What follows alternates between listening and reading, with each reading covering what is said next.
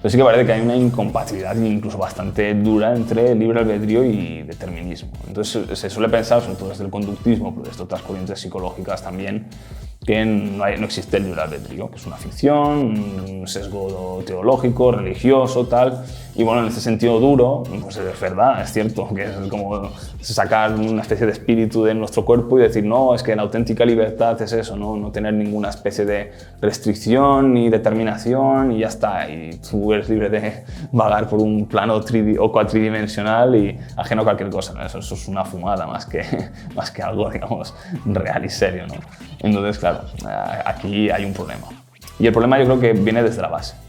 Hola a todos, soy Óscar Teixidó y mi curso sobre filosofía de la ciencia y de la psicología ya está disponible en la web de Engrama. Bueno, además de filosofía, en este curso hemos hablado de psicología también y me gustaría ahora que nos contaras qué es la psicología científica, si existe un método científico en psicología o, bueno, prefiero que desarrolles tú.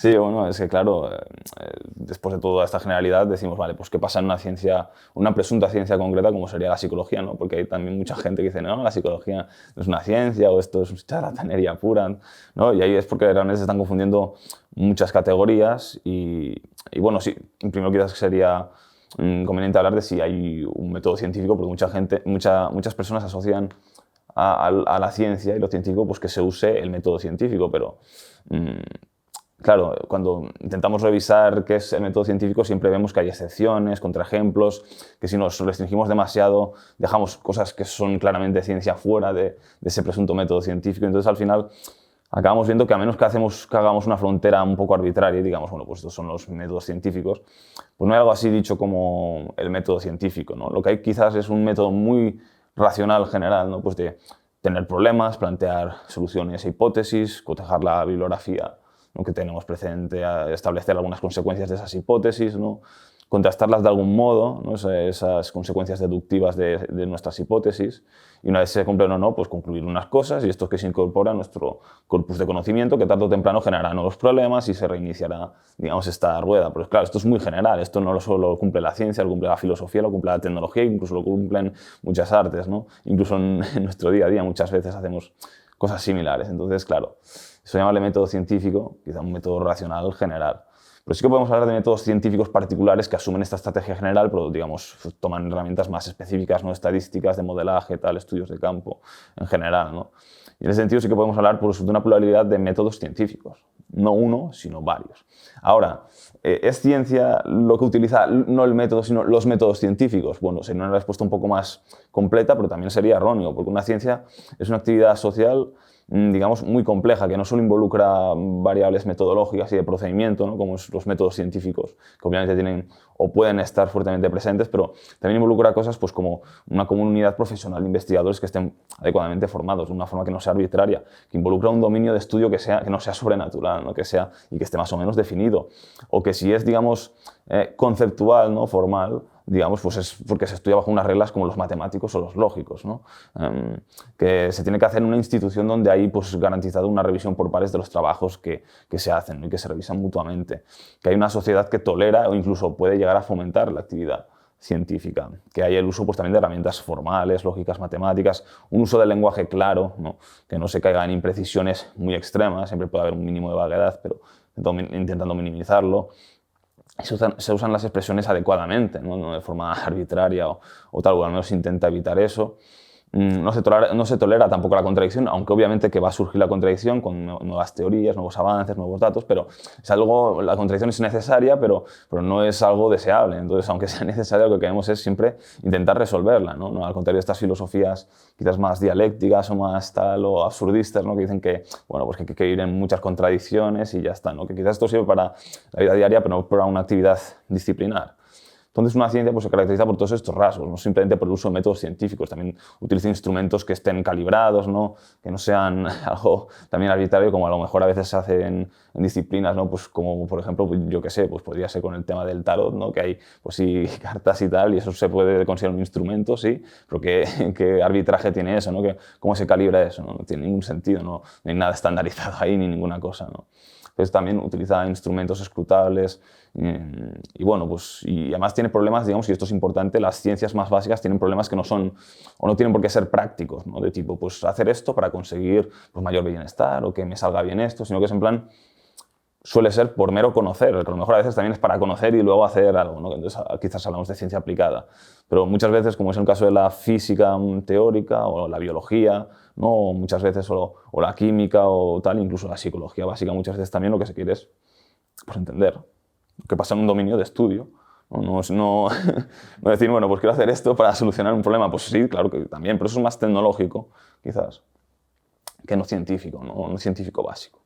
Así que creo que son todos estos rasgos los que sirven para identificar, ¿no? Como indicadores, porque a lo mejor puede haber alguna disciplina que sea científica y a lo mejor no tengan unos supuestos filosóficos muy definidos, materialistas, naturalistas, pues puede ser, ¿no? O alguna otra que a lo mejor no utilice herramientas formales, ¿vale? Pero, digamos, todos juntos, en gran medida, ¿no? Digamos que son unos indicadores para decir, bueno, pues esto parece que estamos delante de una ciencia, ¿no? Que está bien constituida, que a lo mejor podrá ser más óptima, ¿no? Pero, o a lo mejor para decir, pues esto no es ciencia, o esto es una protociencia, ¿no? O etcétera, etcétera, ¿no? Que hay varias clasificaciones y distinciones ahí. Y también esto luego nos sirve pues, para hablar de temas de pseudociencias y tal. Bueno, has mencionado la palabra dominios y yo te quiero preguntar también por realmente cuál es el objeto de estudio de la psicología o si se puede hablar de objeto de estudio. Claro, como he dicho, se tendría que hablar más que nada de un dominio de estudio porque esto de objeto de estudio realmente es un poco pues, centrarse en la idea esta de los modelos y los esquemas objeto, ¿no? Que utilizamos para modelar algo y trabajar sobre ello, pero realmente es que también pueden haber modelaje de muchas cosas que no solo sean objetos y en general, pues, ya no solo hablando de contrastaciones empíricas con modelos, sino de las teorías generales y una disciplina en general, pues siempre interviene ahí, se refieren siempre a las teorías y disciplinas generales a más cosas que simplemente un objeto, ¿no? O una serie de objetos, se refieren a procesos, a propiedades, a objetos. Entonces, no es algo puramente terminológico decir sustituir la expresión objeto de estudio, que muchas veces nos lleva a discusiones y a callejones sin salida, por dominio de estudio, ¿no? Que es como una pluralidad de cosas que nosotros podemos trabajar. En ese sentido, la psicología no tiene un objeto de estudio, tiene un dominio de estudio, pero es que la física y la química y la biología y tal, pues también tienen un dominio de estudio. Y simplemente, bueno, que antes quizás me lo he dejado, que he hablado de la ciencia y tal, la psicología como ciencia, pues efectivamente cumple con muchos de los requisitos anteriores y entre ellos justamente tener un dominio de estudio más o menos acotado, ¿no? Que podríamos quizás entender como el dominio pues, de conductas y cogniciones en un sentido, digamos, moderado, porque es verdad que si un conductista entiende por conducta pues, algo muy amplio, ¿no? Pues a lo mejor ya está hablando de cognición y a la inversa, ¿no? Pero si entendemos en nociones moderadas, que además creo que es lo mejor para entenderse unos con otros, pues podemos decir que la psicología es una disciplina que estudia pues eso, conductas y cogniciones, ¿no? Y ese sería su dominio, ¿no? No sería solo un objeto, sino que serían dos, entre comillas, y no son dos objetos realmente porque conductas y cogniciones realmente son procesos, es decir, eventos concatenados en serie. Un objeto no puede generar un proceso, aunque sea ni siquiera algo causal. Por ejemplo, pues eso, no es un cuchillo el que corta, ¿no? Sino el acuchillamiento, es un evento conectado a otro evento, no simplemente un objeto, ¿no? Entonces, conductas y cogniciones no son objetos, son procesos y son parte del dominio que además también puede ser más amplio, ¿no? Porque también está la psicobiología y los programas más pues, de psicología evolucionista, ¿no? Que sean legítimos, pues también hay más cosas, pero principalmente el dominio podemos decir que es de conductas y cogniciones, psicología, ¿no? Bueno, has ido mencionando ahora conductas, cogniciones, psicología evolutiva, biología, y pues ya vamos a introducir entonces lo que es el tema de las perspectivas que hay en psicología y a llegar a una definición de lo que podría ser la psicología pues desde tu perspectiva. Sí, pues principalmente sería eso. Pueden haber muchas otras más cosas, pero principalmente serían las teorías que pues, seguramente la mayoría que nos estén viendo ya conocerán pues, del conductismo, del cognitivismo, que tampoco no son digamos, algo unificado y homogéneo, sino que dentro de ellos hay muchas cosas, ¿no? En el conductismo está el conductismo radical, el clásico, el interconductismo, incluso varios más, y dentro del cognitivismo pues, ahí está el conexionismo, que a veces bueno, se discute si es cognitivismo también tal, el cognitivismo computacionista, ¿no? Bueno, y muchos otros temas también solapados con la lingüística, la psicolingüística y muchas otras áreas, ¿no? Pero bueno, podemos decir que son familias de teorías que, aunque si no son extremadamente cohesionadas, pues digamos, sí que tienen digamos, unos rasgos bastante comunes, ¿no? Dentro de lo que cabe. Y luego podemos hablar quizás de algunos conjuntos de programas de investigación que no están tan unificados, por así decirlo, que el otro tampoco no es que lo esté demasiado, pero que ni siquiera, digamos, hay una gran identidad o convergencia entre ellos, como serían los programas de investigación en psicobiología, ¿no? O en psicología evolucionista y que no evolutiva, que es la psicología del desarrollo. Eso es un área de estudio, ¿no? Y bueno, y eso, y simplemente pues hay muchas áreas de estudio también, ya que lo hemos dicho en psicología, y a veces se pueden abordar desde el conductismo, a veces desde el cognitivismo, y a veces a lo mejor el conductismo pues tiene más potencia en una área, lo cual no significa que no pueda también trabajar el cognitivismo en esa área, y a la inversa, ¿no? Y simplemente se trata pues eso, de establecer una dinámica que más que busque quemar puentes, sino que busque pues, complementarse, y cuando no se pueda complementar, pues que sí, que haya digamos, una sana competición entre programas de investigación rivales, ¿no? En ese sentido, pues vuelvo a repetir que deberíamos definir la psicología pues, como aquella disciplina, si queremos entrar la definición en el dominio de estudio, pues aquella disciplina que está científicamente hecha, ¿no? Que cumple con esos requisitos que hemos mencionado antes de forma mayoritaria y que trabaja pues eso, sobre conductas y cogniciones desde distintos tipos de sistemas teóricos, pero que pongan énfasis en un lado o en el otro, porque intentan investigar esto entre otras cosas, pero sobre todo esto, ¿no? Sería en general. Y si a esto le queremos llamar muy abstractamente comportamiento, que entonces veríamos que no es análogo a conducta, sino que involucra conducta y cognición, pues podemos decir que es la ciencia del comportamiento, pero siempre especificando que hablamos de conductas y cogniciones, no solo de una cosa y de la otra, ¿no? Sino pues como hablamos también del comportamiento o de la actividad, ¿no? de los átomos en la física y de investigar en eso, ¿no? Pues, o de las fuerzas mecánicas y tal, ¿no? En mecánica newtoniana, en física también, pues aquí pues, de la actividad de los sujetos y los organismos, sobre todo especialmente, aunque tampoco exclusivamente, pero especialmente los seres humanos, ¿no? En psicología pues ya está. Por especificando siempre eso, ¿no? Que hay conductas y cogniciones, que no simplemente conducta o simplemente cognición o simplemente influencias evolutivas o simplemente biología en el cerebro. No, es todo eso y más. Bueno, y hablando de conceptos, hay uno que en psicología se utiliza mucho para definir muchas cosas, que es el concepto de mente, y sí que nos gustaría que lo desarrollaras un poquito más. Sí, efectivamente. Muchas veces, de hecho, también se ha dicho que la psicología es el estudio de la mente. Y realmente no está eso desencaminado. Lo que quizás es más específico, como antes con lo del comportamiento y tal, pues hablar pues, de conductas y condiciones, ¿no? Pues sí que, si se especifica bien, se podría hablar de mente, porque pese a que quizás haya gente que diga que no, que es que esto es dualista, ¿no? Esto es de otro tiempo, ¿no? Donde se habla de alma, espíritu y tal, realmente mente no tiene por qué, ningún término tiene por qué tener una definición esencial, por así decirlo, pero mente no tiene por qué cargar con unos componentes tan místicos o religiosos como alma, espíritu y tal, incluso si se puede emparentar con alguna de estas nociones, ¿no? Por hacer referencia generalmente a algo intraorganismo, ¿no? Pero no tiene por qué hacer referencia a nada de eso. Podemos adoptar posturas materialistas y naturalistas sobre qué es lo mental, ¿no? Qué es la mente.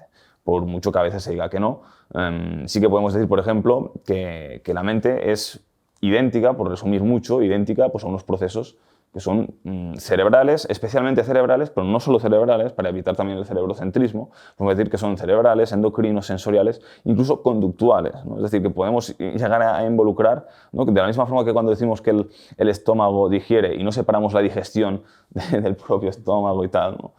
Pues eso sería un dualismo. Pues aquí igual, ¿no? El dualismo sería separar los procesos cerebrales del propio cerebro. Lo que estamos diciendo es que los procesos mentales son esos procesos cerebrales del cerebro. Y no solo del cerebro, sino también como no solo hablamos del estómago, sino también de la boca, faringe, tal, ¿no? Intestino grueso, delgado, ano, pues igualmente con, digamos, los procesos cerebrales, ¿no? Y un proceso digestivo involucrará muchos de estos, pues que también hay sistemas endocrinos involucrados, sensoriales, efectores, motores, ¿no? Entonces todo eso es un proceso, pues eso que podríamos llamar mental, y es todo material, porque el proceso endocrino, hormonal, el proceso cerebral neurológico, el proceso conductual es todo algo material, ¿no? Y además no se cae en ningún cerebrocentrismo, ¿no? Entonces yo creo que todos podríamos estar de acuerdo en esto, el conductista también puede estar de acuerdo en esto, ¿no? Los cognitivistas especialmente y los psicobiólogos, y ya está, o sea, todos contentos con esta definición de mente. Entonces yo creo que de las alternativas que hay es de las mejores e incluso puede converger con otras alternativas como el funcionalismo, ¿no? Que también pone énfasis en las funciones y también la analogía esta de la digestión y tal. Eso también lo compra el funcionalismo, quizás no poniendo tanto énfasis en el sustrato, ¿no? De las neuronas y tal, pero pueden llegar a converger hasta cierto punto, cosa que también explicamos en el curso, ¿no? Entonces, bueno, yo creo que es de lo mejor que disponemos esto en general. Y además esta identidad no es un reduccionismo fisicalista, quizás es un reduccionismo materialista, como cualquier ciencia se precie, pero digamos que no es un reduccionismo fisicalista porque no tienes por qué identificar un estado mental, que repito, es una identificación, no es una causa o que una cosa causa la otra, no, es que son lo mismo. No tienes por qué identificarlo con un proceso físico, sino que es un proceso, en este caso, un proceso neurobiológico, endocrino, y a la suma de todo eso es lo que llamamos un proceso mental que podemos calificar también como psicológico, ¿no? Que es algo material y que se asienta en la biología, pero no se reduce a la biología, ¿no? Y no es porque involucre, digamos, un aspecto material o animista, ¿no? Así inmutable, no, sino porque involucra una sucesión de interacciones entre distintos sistemas y diversos procesos, todos ellos materiales, pero eso, interacción mutua, ¿no? Y eso es lo que podemos identificar como un proceso, que suena así un poco en abstracto, pues como un proceso mental y es completamente material. Bueno, hemos hablado de dominios, de objetos de estudio, de filosofía, de psicología, y yo creo que con todo esto podemos llegar a si realmente existe la posibilidad de generar una teoría general de la psicología que agrupe todo. Bueno, a ver, entre los requisitos, bueno, condiciones que puse antes para hablar de demarcación de ciencia y no ciencia, una de las cosas que he mencionado es pues eso, que ofrece conocimientos y tal, y estos conocimientos que son aproximadamente verdaderos suelen estar, digamos, construidos teóricamente, es decir, en un sistema hipotético deductivo, de hipótesis conectadas deductivamente, ¿no? Entonces, claro, toda teoría, por pequeña que sea, es una serie de supuestos, ¿no? De axiomas y consecuencias deducidas, que además esos axiomas no tienen por qué ser inmutables, son hipótesis y por lo tanto son revisables. El conductismo y el cognitivismo se pueden entender ya como sistemas teóricos. Ahora, cuando se habla de un sistema teórico general, de una teoría general, se habla de algo similar a lo que hay en biología con la teoría de la evolución, o más concretamente hablando con la teoría sintética evolutiva, ¿no? Que también tiene algunas diferencias y mejoras con respecto a la teoría darwiniana clásica, ¿no? O lo que había en física con la teoría newtoniana, ¿no? Que se creía en el siglo XIX que eso ya iba a acabar ya toda la física, que ya está todo inventado, ya qué más vamos a hacer, ¿no? Solo queda seguir aplicando esto en todos los problemas y ya está, ¿no? Y luego vino el electromagnetismo, ¿no? Y sus desarrollos, luego vino la relatividad especial y general, y luego vino la cuántica, y bueno, y pues ahora es lo que tenemos. Y de hecho también hay conflictos entre esas áreas, ¿no? Para que veamos que no solo en la psicología pueden haber conflictos y no tienen por qué ser tóxicos, sino que pueden ser sanos, ¿no? Entonces, bueno, pues eso, que simplemente las teorías generales tienen que abarcar mucho de la disciplina, aunque quizás no la agoten toda, y eso no es algo que tengamos en psicología porque tenemos conductismo, cognitivismo, tal, ¿no?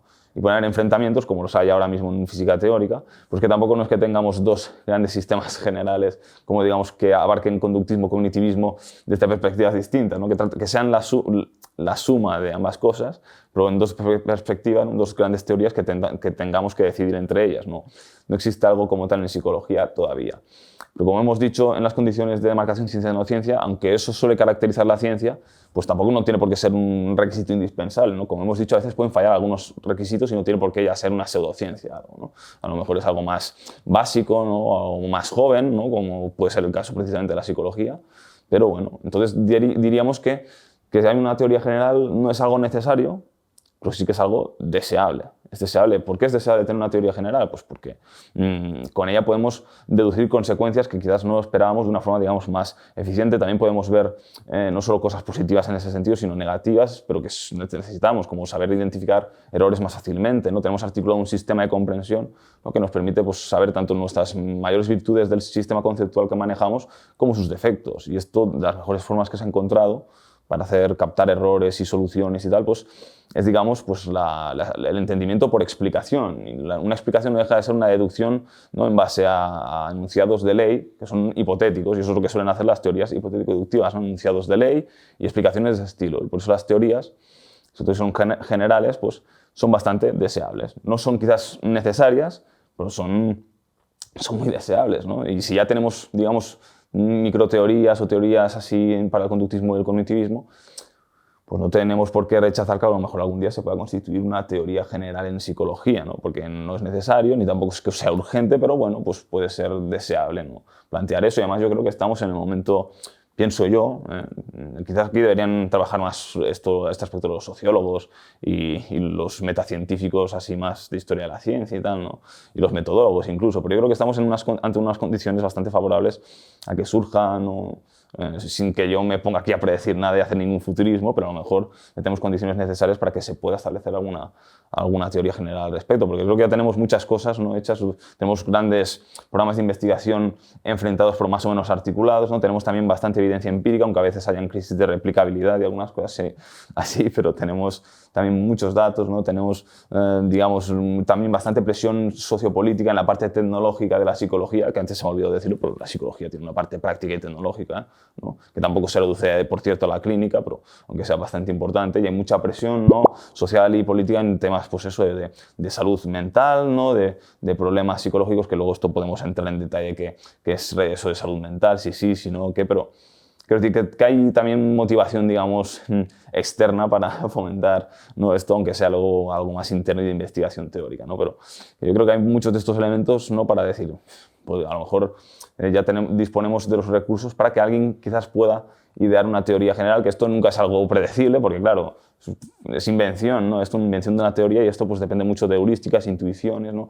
Procesos que no son algorítmicos y que no se pueden llegar sí que se pueden estudiar, ¿no? Que es la invención, los mecanismos involucrados, pero justamente en psicología se puede investigar esto, pero no puedes investigar cómo esto se va a generar respecto a un campo concreto en el futuro, ¿no?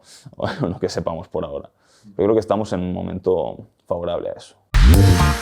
Gracias por ver este vídeo, os dejamos por aquí un enlace a nuestra última formación y por aquí algunos vídeos que os pueden resultar de interés. Si estáis buscando ayuda psicológica, también podéis mirar en la descripción del vídeo, donde encontraréis nuestra web y podréis solicitar asistencia terapéutica de un profesional confiable y que os ofrecerá ayuda psicológica basada en evidencia científica.